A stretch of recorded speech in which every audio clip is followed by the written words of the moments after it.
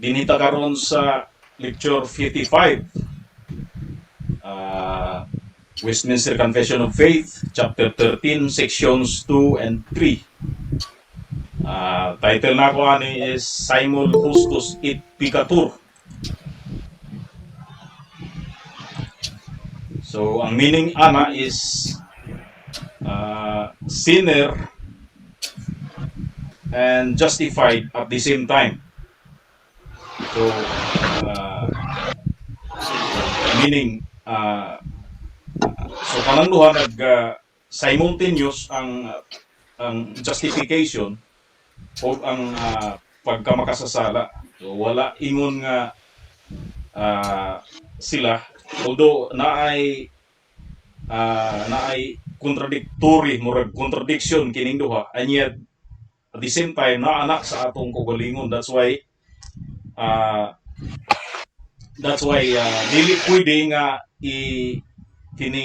i-confuse kining justification o sanctification. So, in the sight of God, kita justified, o ang justification is wala gyoy bisan usa ka butang o isa ka gamay nga contribution nga nagagikan kanato. So, ang tanan sa justification, wala gyoy isa sa ato, kundi ang tanan iya sa kang Ginoong Hesukristo. Na ay justification ay ang righteousness ni Christ gi-impute diha kanato. So ang righteousness is kinatibuk-an nga righteousness, dili partial nga righteousness, kundi the whole righteousness of God gihatag kanato, gi-impute kanato ng mga believer. And sa pag-impute kanato in the sight of God, no? Kita sa mind sa Dios, righteous kita. Justified kita perfectly, 100%. And kana walay gihimo diri kanato, no? Walay gihimo diri kanato kundi diha sa mind sa Dios ang justification. Walay nahitabo diri kanato in terms sa atong subjective nga estado o status nato, kundi objective ang maong justification. And yet, no, aduna kitay kanang gitawag na sanctification nga progressive. So ang sanctification na ay status nato nga sanctified tungod sa gibuhat ni Jesus Christ sa cross, no? And yet doon na ko'y gihimo ang Holy Spirit, no, pinagi sa maturity nato, pinagi sa growth nato nga sanctification, na the more kita nagagrow diha sa Ginoo, diha sa knowledge sa Ginoong Hesukristo, kana nga growth musabay ni ana ang atong sanctification, ang atong pagkabalaan nga gikan sa ang principle sa pagkabalaan is medyo ang fruit sa Holy Spirit. Muna siya ang mga mauna siya ang element sa pagkabalaan, ang fruit sa Holy Spirit. O ang fruit sa Holy Spirit is sama sa kahoy nga ang prutas niya dili gyud mosugod nga hinog. Mosugod na siya sa bulak, then mabuo, maporma ang gamay kaayo nga bunga, and then ang kanang bunga mudako o mahinog. So sama ni ana ang sanctification. So ang meaning ni ini is, although ang sanctification is dili perfect, no, and yet duna na daay perfect nga justification nga niya kanato. So ang sanctification nga gi-impart kanato, nga gi-gift kanato, usa kini ka growing nga sanctification, dynamic kini. Kay while diri pa kita sa yuta, dunay portion nagyapoy principle of sin nga nagpabilin, corruption of sin, no, ang kanang sa depravity, although dili total ang depravity, kay once nga na-regenerate ang tao, nag-anam ang depravity niya og kagamay. Ang kanang principle of sinfulness nag-anam og kagamay, nag-anam siya og kapildi. So ang sinfulness dunay mortification sa kanang principle sa sinfulness, sa corruption. And therefore, ang sanctification is growing kana ug kana ma-perfect lamang panahon nga naa na kita sa estado nga emancipate na kita sa yutan-on, sa corrupt nga mind. So dinhi mga kaigsuonan mo ni ang uh, explanation sa simul or simul justus et peccator. No? So sinner but justified at the same time, or sinner but righteous at the same time. Akong basahon ang section 2, the sanctification is throughout in the whole man, yet imperfect in this life. There abiding still some remnants of corruption in every part, whence arises a continual and irreconcilable war, the flesh lusting against the spirit, and the spirit against the flesh.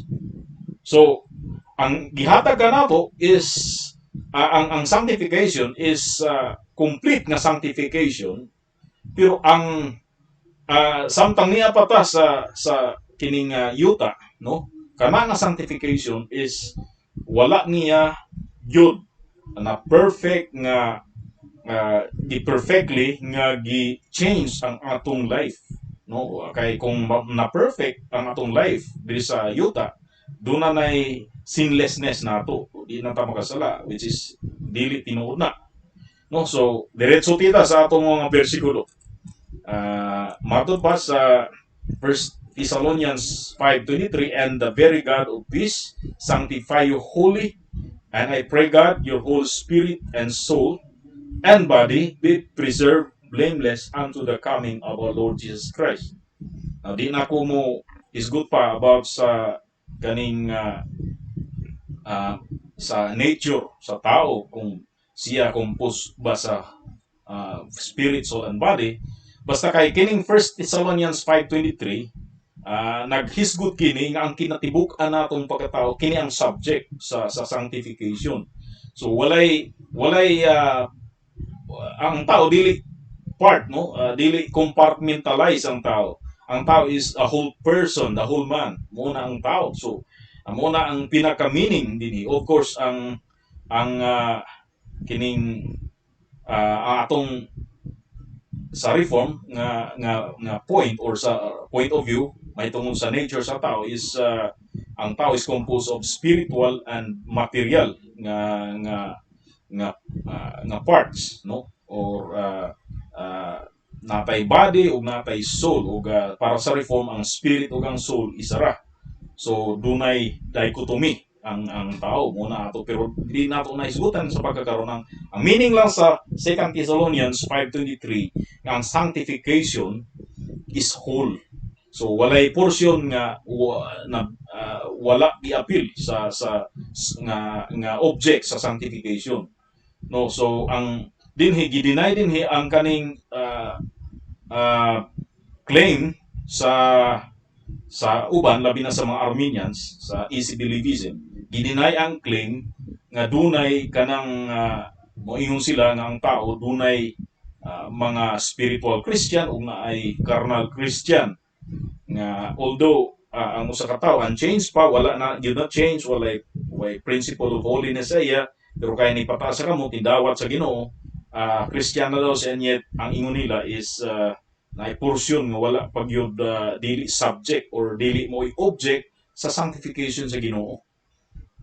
So naay carnal, pero sa ato naalay duha ka klase sa Christian sa ato, dunay mature ug dunay immature, pero bisag immature pa siya, anya dili siya carnal, wala na siya diha sa unod.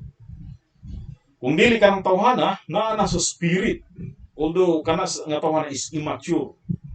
Now ang object sa sanctification is ang tibuok ng pagkatao. So walay carnal Christian. Kung usa ka tawo ngayon nga Christian siya, saved siya, na siya assurance of salvation, and yet ang iyang kinabuhi wala gihapon usaban, sama lang gihapon sa una nga pa siya mo-profess sa pagka-Christian, dili na kung carnal siya, meaning dili gyud siya spiritual, dili siya Christian. So ang carnal equivalent of dili Christian, dili siya Kristohano.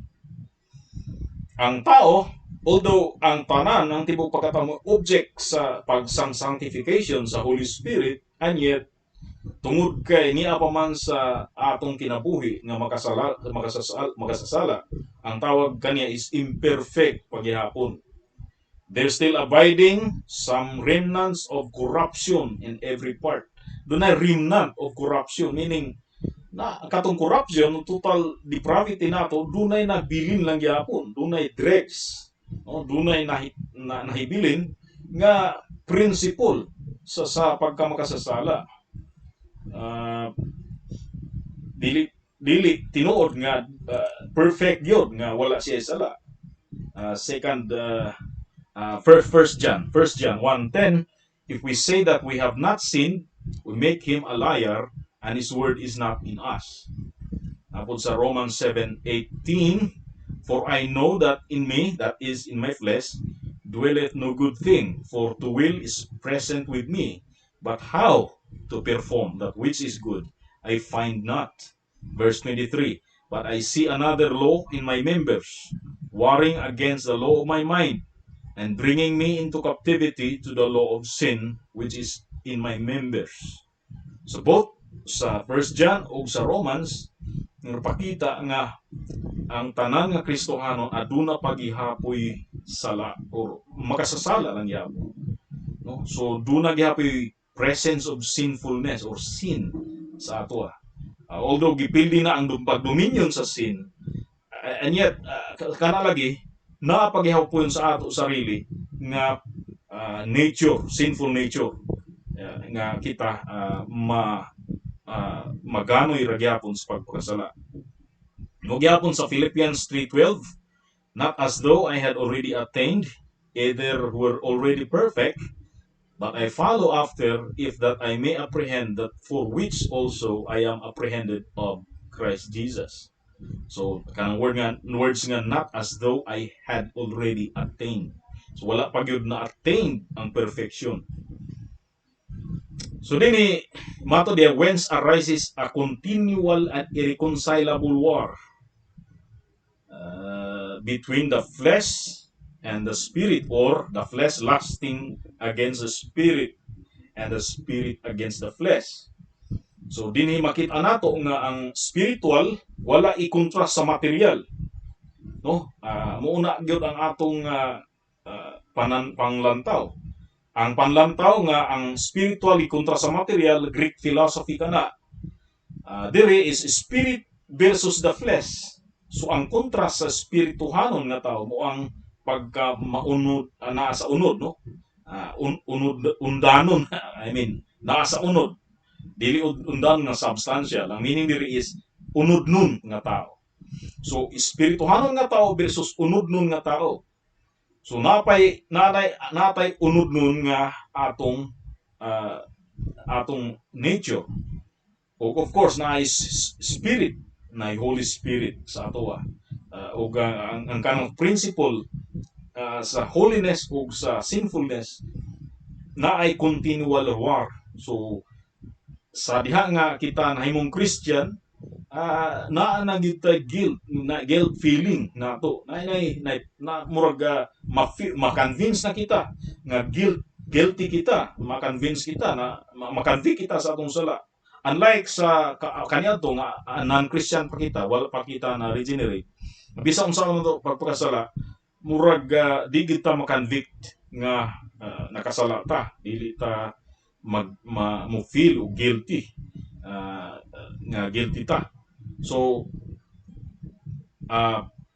sa una i-justify nato kung makasala ta, mo justify ta sa atong action, atong gina-vindicate atong mga kaugalingon, bisan unsa ka makasasala mo ang ingon gyud ta nga dili sala. So sa una okay ra ug dili ka hasulon sa imong konsensya, I mean sa imong spirit nga nasa imo, dili mo hasol kanimo. Kung aduna may konsensya, ang bisan ang unregenerate state na may konsensya. Pero ang konsensya niya sa unregenerate nga state, taman lang yun siya nga ang konsensya, maura na siya mo hatag sa iya og kahasol, dili ingon nga guilty siya against God, kundi na lang siya, gilasan lang siya sa gibuhat, no, tungod ang iyang guilt is against his fellow man, or against his sister, his brother in the flesh, or against his friends nga nasal-an niya, nga tungod kay dunay konsensya ang tao bisan unregenerate na siya sa unregenerate state. Pero sa diha na regenerate na ang tao, dili lang kung konsensya ang mohasol kaniya, kundi ang Holy Spirit nga ang iyang guilt is, it's not between him and those whom he has aggrieved against, no, or katong iyang na offend, no, offend niya, kundi ang guilt nato is between us and God. No, dunay change karon sa kakangkinsa ka nakasala. So sa mga unregenerate mo feel man siya guilt sa ilang gibuhat, and yet against lang kadto sa ilang isig katao, or siguro nahibalo sila nga sala or crime ang ilang gibuhat, so murag sila dili mahimutang kay dunay kanang dunay pangs, no, ang law, labi nakasala sila against the law of the land. Of course, isimutang kay basin unya kung masakpan sila sa balaod, mapreso sila, nakahimo sila krimen. So muna ang mahitabo, no, sa diha nga ang tao duna siya sa unregenerate state niya, duna siya nahimong sala. Pero sa dihang nakasala ka nga naa ka sa regenerate nga state usa ka naka Christian, ang nahitabo niya na ang imong guilt is against sa Ginoo. Okay, so naanay flesh against the spirit. Galatians 5:17, for the flesh lusteth against the spirit, and the spirit against the flesh. Dili lust for, kundi against. And these are contrary the one to the other, so that ye cannot do the things that ye would. So, muna siya. So that's why dili kita mga Gnostics nga spirit, ang taong spiritual is against material. Sa mga sa Gnosticism manggod, ang material nato is ang body. So ang body is evil, ang tanan ng material evil, ang kwarta evil, ang pagkaon in fact evil. Kung ang usa ka Gnostic mukaon, para lang sustenance, para lang siya mo nourish lang, para maka-survive siya, mabuhi siya, para sa survival lang sa iyang kinabuhi. Pero nung ka nga mo enjoy siya sa food, or mo enjoy siya sa mga butang nga material. So kay para sa ila ang enjoyment sa material nga butang is sinful na siya. Sa Bible dili na sinful ang material nga butang. Ang sinful is ang flesh, dili ang material nga butang, kay ang flesh o spirit mao unay gihatagan og comparison or parallelism, no, dunay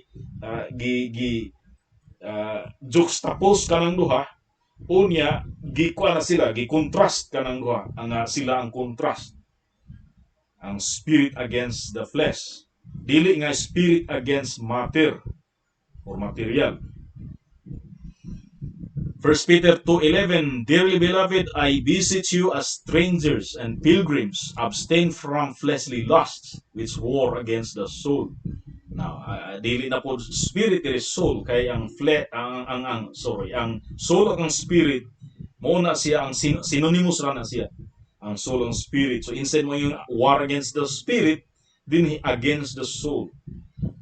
No, sa 1 Peter 2:11. So, muna ang sa section 1. Any question? Basina mo yung question sa section 1.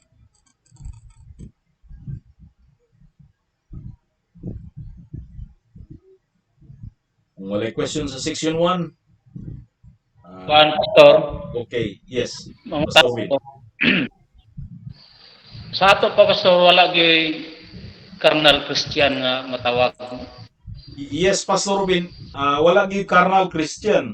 Kung naay carnal, unsaved na siya. Kaya ang carnality sa Bible, synonym na siya sa kanang nadili Christian. Tanan spiritual ang Christian. Ang itabo lang na dunay mature nga Christian ug dunay immature. Kung carnal siya, in the flesh pa siya, na sa Romans chapter 8 verse 1 nga ang tanan nga nagakinabuhi sa espiritu, dunay kinabuhi dayon apan ang nagakinabuhi sa unod, di apil ni ana. So meaning dili gyud Christian kung siya nagakinabuhi sa unod, wa pa siya gyud ma-regenerate. Okay? Pastor Intad, okay ba na tubag na ko imong pangutana? Okay. Section 2. In which war, although the remaining corruption for a time may much prevail, yet through the continual supply of strength from the sanctifying Spirit of Christ, the regenerate part Pastor, is okay. overcome, and so the saints grow in grace, perfecting holiness in the fear of God. So, dinhi, ani nga war, mato di, although the remaining corruption for a time lang naman, meaning, temporary lang, pwede siya nga mo siya mudaog, temporarily, ang unod, ang sa war, sa unod versus sa spirit. No, dunay panahon nga for a time, temporarily mudaog ang unod batok sa spirit. So every time nga makasala tani daog ang unod batok sa spirit, pero dili siya permanente. Nang but pasabot niya nga ang tao nga nahimong Kristohanon, ang tao nga dunay regeneration nga itabo, born again siya, dili pwede nga permanente siya mapildi sa sala. Dili permanente nga diha na gyud siya magakinabuhi sa sala. Meaning murabag ka ng kana bang tao gani nga mulunang gani siyang una, meaning ginamos na siya, patay na siya. Kung galunang siya, di na siya kabangon. No, ang tao gani nga makabangon, meaning buhi gyud na siya. So once gani nga matumbang tao niya, diha na lang pirmin gabuyod na siya, niya di na gikabangon, patay na siya. Kana ang meaning na ang taong buhi, ang tao nga dunay principle of life sa iyang kinabuhi, ma-fall man siya, mahulog sa pagpakasala, and yet for a time lang, kay mubangon yun na siya. No, sumugin na ang realidad sa Kristohanon nga kinabuhi. Atong basahon sa Romans 7:23, but I see another law in my members, warring against the law of my mind, and bringing me into captivity to the law of sin which is in my members. So dunay another law sa members sa atong kugalingon, meaning sa atong pagkatao, sa atong tibuok ng pagkatao, dunay law of sin nga naga-war against sa law of our mind. Unya kana nga law sometimes mo prevail. No, so makaptive ta sa law of sin, mapukan usahay ta diha ni ana, pero for a time lang. Kay matud pa diha sa balang kasulatan nga nagatubo ang iyang mga balaan, ang mga anak sa Dios. The saints grow in grace. Nasa Romans 6:14, for sin shall not have dominion over you, for ye are not under the law, but under grace. Nasa 1 John 5:4, for whatsoever is born of God overcometh the world, and this is the victory that overcometh the world, even our faith. Ephesians 4:15, but speaking the truth in love may grow up into him in all things, which is the head, even Christ. So naay growth sa Kristohanon, from whom the whole body fitly joined together and compacted by that which every joint supplieth according to the effectual working in the measure of every part, maketh increase of the body unto the edifying of itself in love. So kini nga mga bersikulo nagpasabot nga although may panahon nga ma-stumble kita, dunay panahon nga dunay valleys sa atong journey, and yet nag-anam siya og pataas, no? Murag ang journey nato pataas, murag pataas ta niya, medyo nay mahulog ta, nay valley kadali, pero mas daghan, mas taas gyud ang atong tungason kaysa atong fall, sa atong murag abanti katulo, atras kaduha, ana. So at least nga dili atras katulo, abanti kaduha, sige lang atras niya, ana. So ang sa atong ang Kristohanon, usahay maka-atras ta kaisa, abanti kaduha, ana. Ya, usahay maka-atras ta kaduha, pero abanti ta katulo. So mas dako ang growth kaysa atong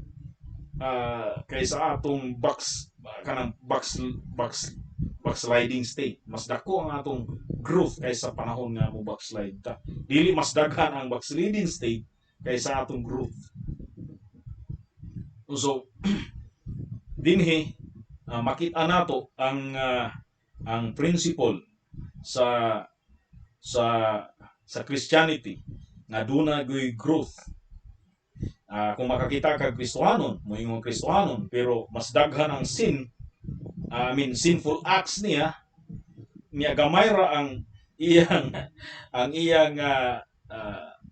iyang mga good works. Although wala man ta motudlo og good works para ma-save ang tao, once na save ang tao, dunay good works. Ug kana gitudlo ni Christ nga dunay good works. Ingon man niya nga let your light so shine before men that they may see your good works. So dunay good works sa dihang Kristohanon na.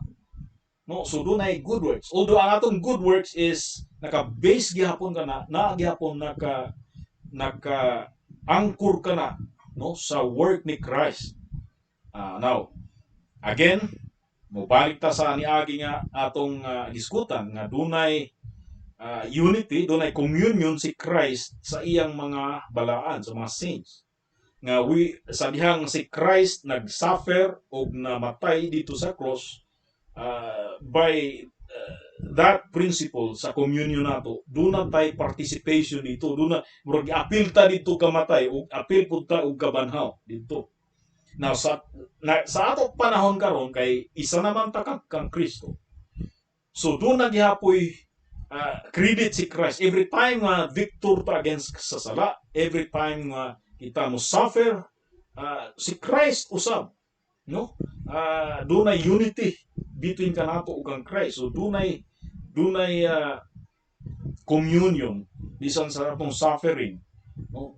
Si Christ usab mubati usab siya og kaguol ang Holy Spirit, mubati gyapon og kaguol ang Holy Spirit.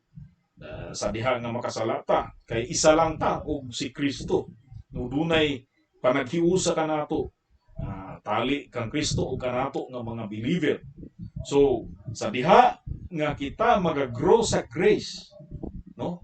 Kana dili nato ang credit nga dili kay kanato, kun dili sa hiniusa nga spirit nga nagbind kanato kang Kristo. So ingon nga usa na ta kang Kristo, dili pwede nga detach kita kaniya, dili pwede nga mas daghan ang sinful acts nato kaysa good works sa dihang nata kang Kristo. Now, by the way, muuni ang kalahian sa Calvinist or sa Reform kaysa Lutheran. No, kay sa Lutheran di gika gin-emphasize ang kanang good works, ingon nga necessity pagdetermine sa tinuod nga Kristohanon. Sa Calvinism, sa John Calvin nga side, sa Reform mga churches, usa sa determinant sa salvation sa tao mo ang good works. Meaning, dili ingon nga ang good works mo ay nakapaluwas. Kung dili, na-determine nga ang tao dunay principle sa kaluwasan kaniya kay ma-prove na siya, doon na ebidensya sa good works. That's why sa tulip kang perseverance of the saints, appeal na sa 5 points. Wala na siya ingon nga wala gi-appeal tungod kay sanctification ang nakataya niya ana may gisgutan diha ang sanctification. Ang sa diha ang maghisgot sa believer o sa ginahimo sa believer diha sa Ginoo. Kumuha nang giingon nga work out your own salvation with fear and trembling. So dili ka na contradictory sa atong doctrines of grace by faith alone without works. Yes, justified, we are justified without works. Dili ato, wala na kay contribution sa atong justification, and yet makita na nimo nga ang tao nga gi-justify do na gi sanctification, nagakahitabo ka na sa iyang kinabuhi. Dili pwede nga magkanunay lang siya, may ingon na justified siya and yet walay sanctification kaniya. Do na gi sanctification, although it is subject to growth. No, it is subject to a dynamic growth. So that's why kining war, no, ang mahitabo niya na dunay panahon nga mapildi ang spirit nga side, and yet temporary ra. Mas daghan ang victory sa spirit nga side. Mas daghan ang defeat diri sa flesh. No, dili kay mas daghan ang defeat sa spirit, unya mas dako ang victory or ang kaning murag victorious kanunay ang flesh, unya ang spirit defeated kanunay. Dili kana kundi ang defeat sa flesh mas daghan kaysa ang flesh mas mo overpower or mo overthrow sa spirit. So dinhi atong makitaan nga nagaanam kita og kadako ang nagkatubo mo ang strength nato, nag-anam og kadako through the continual supply of strength from the sanctifying Spirit of Christ. So dunay supply, continual supply, continuous na supply gikan sa kang Hesus Kristo. Supply sa kusog kay of course wala kita sa diha nga we are every day we are victorious against the dominion of sin. Ang victory dili tungod sa atong ugalingon nga strength, dili kay kita able or capable, dili kay kita atong i-credit kana sa atong ugalingon, kundi ang himaya, ang dungog, ang credit to aragid kang sa spirit ni Jesus Christ nga mo'y naghatag og continuous nga supply sa kusog nga sa atong pagpakigbugno sa sala kanunay nga naa. Now, sa mga Kristohanon nga wala lang sa ilang sala, maka question kung tinuod ba gyud ka dunay sanctification. Kay sa diyang nay sanctification, do nagi-struggle. Naga-struggle ka against sa sala. Dili nga murag gapauyon-uyon lang ka sa makasasala nimo nga kaning gibati or makasasala nga mga balatyagon na sa imong kugalingon. Do struggle. Struggle ka, fight ka against sa lust nga naa sa imo. Dili nga paundayunan na nimo ang sala nga naa sa imo as if naga-enjoy ka. No. Although may panahon nga makasala kita, yet dili kita mo enjoy niya, dili kita mo puyo sa sala. So kana ang niya dinhi sa balaan nga sulatan, dunay struggle og dili kita mahimutang unless kung ma-address nato kini sa adlaw-adlaw nato nga pagtubo ingon nga Kristohano. So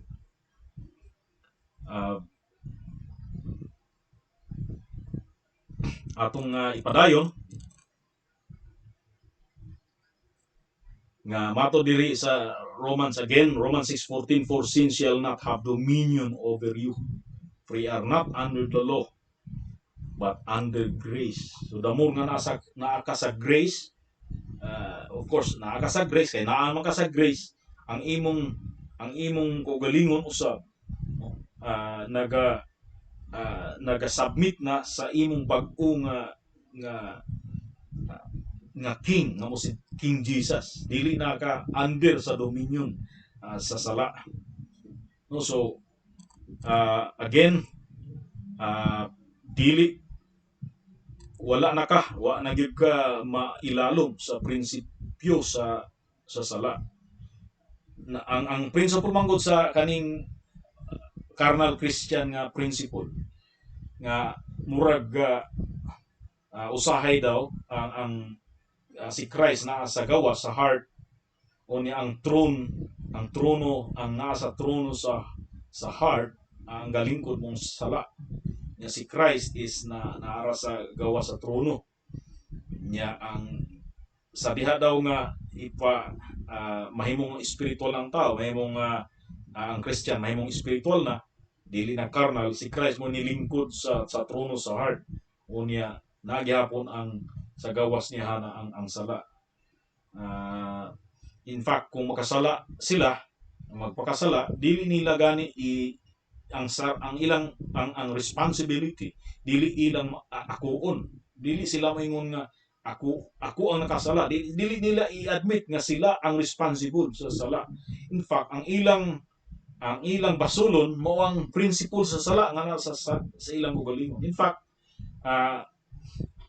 nakakaroon sa mga charismatic, sa diyang makasala ka, dili ikaw mo responsible niya na kung spirit sa sala nga nasa imo.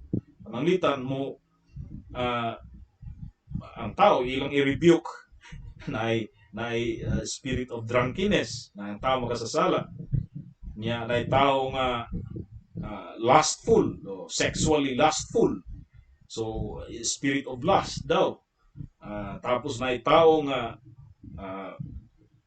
bakakon, spirit of lying. So mo i-blame ang spirit of drunkenness. So sa diha nga i-rebuke nila pahawa spirit of drunkenness ana. So ang tao nga ilang gina-rebuke ang principle sa drunkenness, murag mahimasmasan kadto lagi, dili ako'y kuan adto kundi ang spirit mo'y makasasala nya, si Satan ra bang basulon. So ang mahitabo ni ana, ang kining moong tao dili mo admit nga siya ang responsable sa sala, iyang masulong si Satanas. Sa makakatawa ganit kay mingon ta nga siguro ma-imagine mo si Satan, mingon ngaro ako may basulon nga di man ako'y nagpakasala, ikaw man ana ba. In fact, sa mabut sa hukom, ang accuser, ang complainant mo si Satan, ug ang accused kita mo akusa si Satan sa ato. That's why ang tawag ng Satan the accuser of the brethren. So actually dili si Satan mo responsible sa sala o ang spirit sa demon nga kunuhay naa sa mga tao, kundi kita gyud. So sa kanang doktrina sa carnal Christianity, nakapawala na siya sa responsibility or accountability sa tao. Damor nga naa kay doktrina sa carnality, damor nga murag ang tao ginakuhaan nimo og accountability as if dili siya accountable, kay murag victim lang ang tao. Tungod kay ang spirit of drunkenness, spirit of lust, whatever, mooy responsable. So muna siya mga kaigsuuna. Any question? Yan.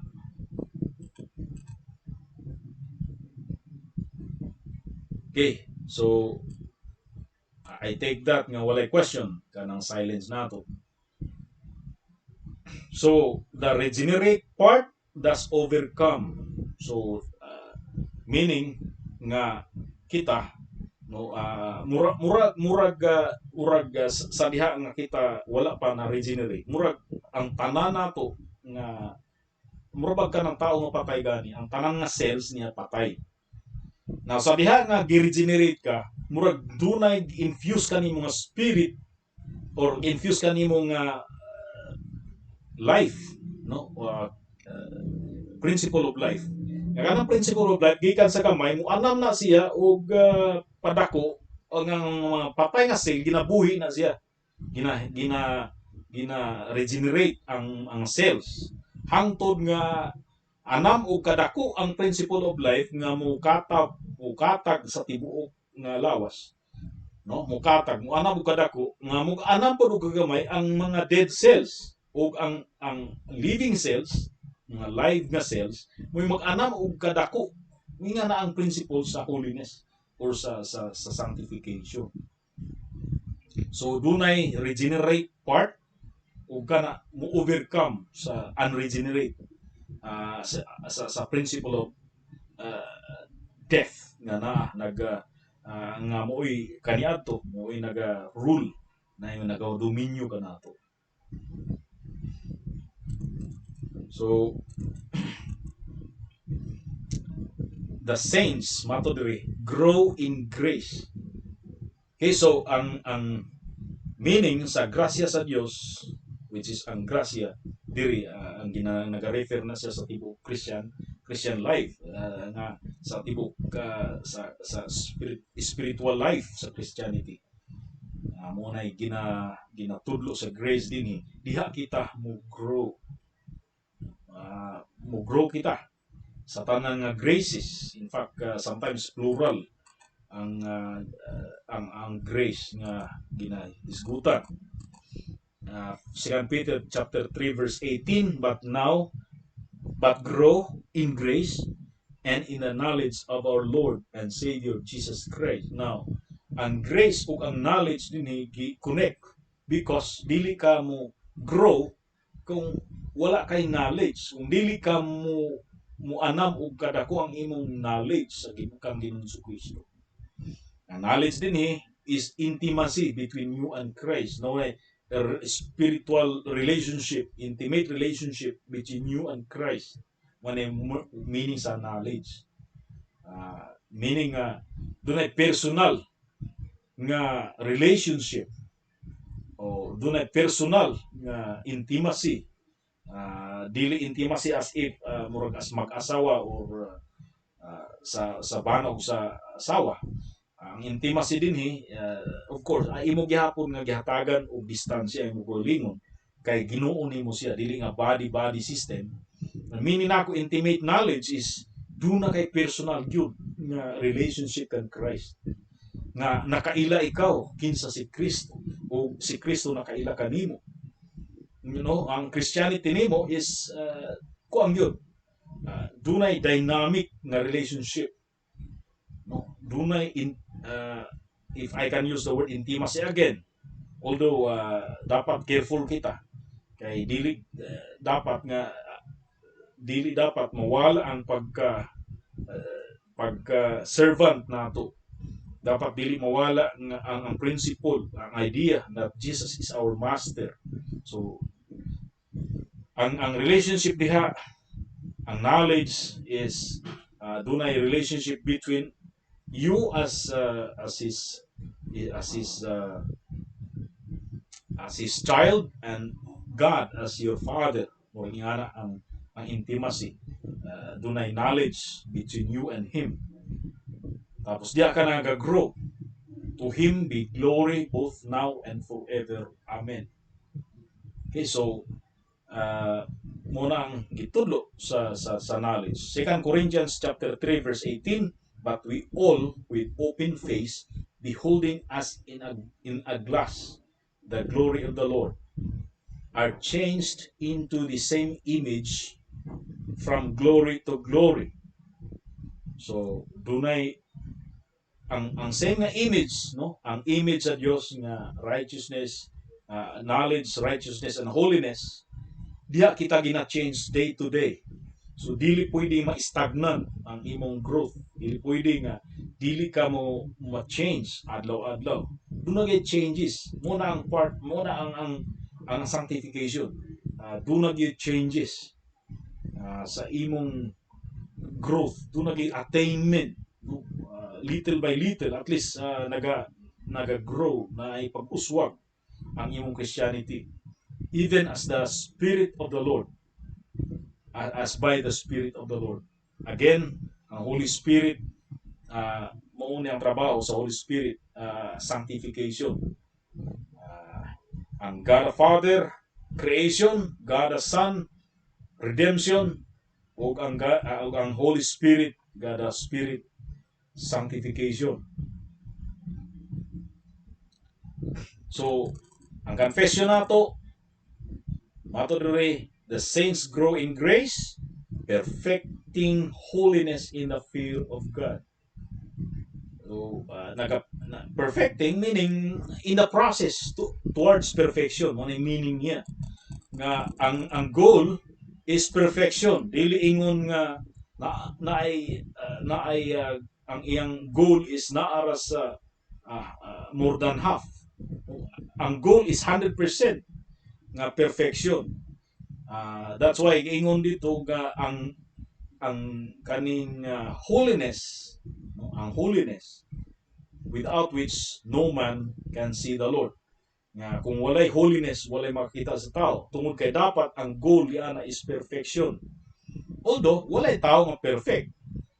Ang tanan nga sugo sa Ginoo gyud is ang goal is perfection. Ingon siya, be ye perfect because your Father is in heaven is perfect. No, ang perfection gyud permi ang iyang ginakaman kanato, perfection. Wa sa mo kaman nga mubuhat ka kanang giingon nato kasarang mga Pilipino na ay sa ato nga okay na, no? Basta okay na, no? Dili pwede na nga okay na ni, okay na, basta okay na. Sa ato hindi pwede, sa Dios hindi pwede ang pwede na. Ang sa Dios kuang yun, perfection ang iyang ginademand kanato. Now, bahala, of course, wa nagpasabot nga tungod kay mo demand niya nga possible kanato. Impossible gyud nga ma-perfect kita. Walay tao nga ma-perfect. Gikan kang Adam hangtod kanato. Pero and yet na goal. Ang goal nga ang gusto sa Dios is perfection. So mo gihapon gana ang sa Calvinistic nga teaching, no? Nga wala nagpasabot nga tungod kay dunay kaman nga able na ang tao. Halimbawa, gikaman sa Dios nga ingon siya be ye perfect as because your Father in heaven is perfect. Ginakaman na niya na sa Armenians sa ila tungod kay naay kaman it follows nga able ang tao nga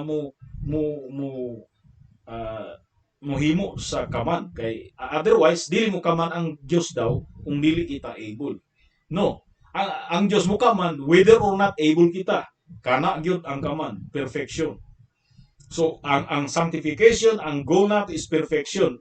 Of course, wala nagpasabot nga able kita. Having therefore, 2 Corinthians 7:1, having therefore these promises, dear beloved, let us cleanse ourselves from all filthiness of the flesh and spirit, perfecting holiness in the fear of God. So, kana gyapon ang goal nato is perfecting holiness in the fear of God. So, dihara tama ng atong lecture na yan ng orasa.